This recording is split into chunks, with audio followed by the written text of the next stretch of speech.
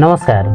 आज युग कवि सिद्धिचरण श्रेष्ठको 114औं जन्म जयन्तीको अवसरमा उहाँद्वारा लिखित खण्डकाव्य उर्वशीबाट कविताहरू वाचन गर्न गइरहेको छु।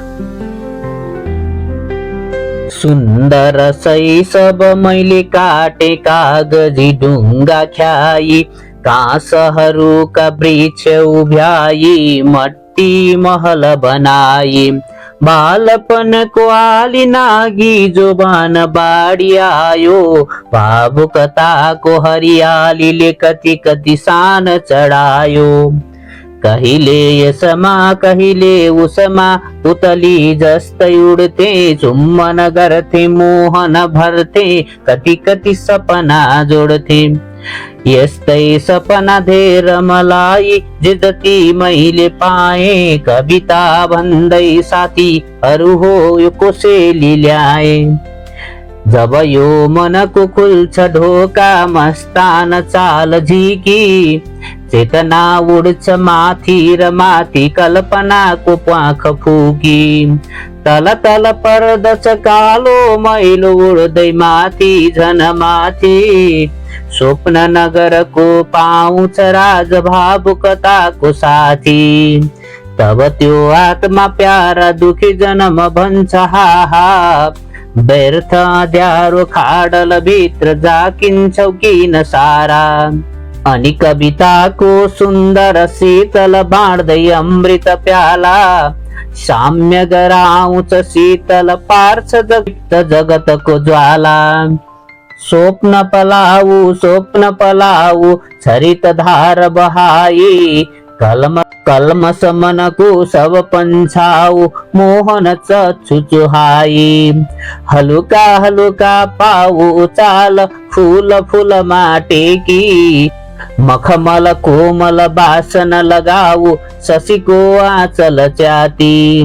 कलिला कलिला भाव संगाली आओ मेरा संगमा, छिन भर नहीं सही आज चाहरौं नूतन नंदन वनमा। शीतलताको सुन्दरताको शीतल सुन्दर थलामा, सामल लेऊ मनको हरियो पुग्छ नन्दन वनमा। काटी कलुषित कण्टक कष्ट दुःखको खाडल पारी, भेटिन्छ त्यही स्वर्ण प्रभात मानस मोहनकारी।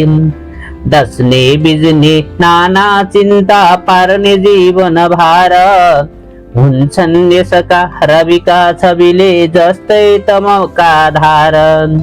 प्रभातको राजेश्वर झै मोती समयोद धिगो, हो यो युग युग जनकले खोज्ने धन यो मानस निधिको। ऊ त्यही हो पुगियो स्वर्ग बाँकी छ एउटा फन्का, शान्ति सुधाको शिखरलाई स्वागत गर्छ हावा। दिनभर श्रमले देह पखाली फर्केको बटुवाको, बालक छोरो बाहिर निस्की बाबा डाकिरहेको।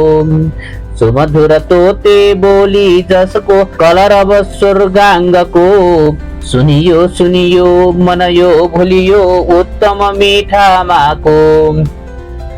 जग जीवनको बीच पर्नाले यसैको थोपा थोपी, माया ममता सहन सकेको उर रसमा चोपी।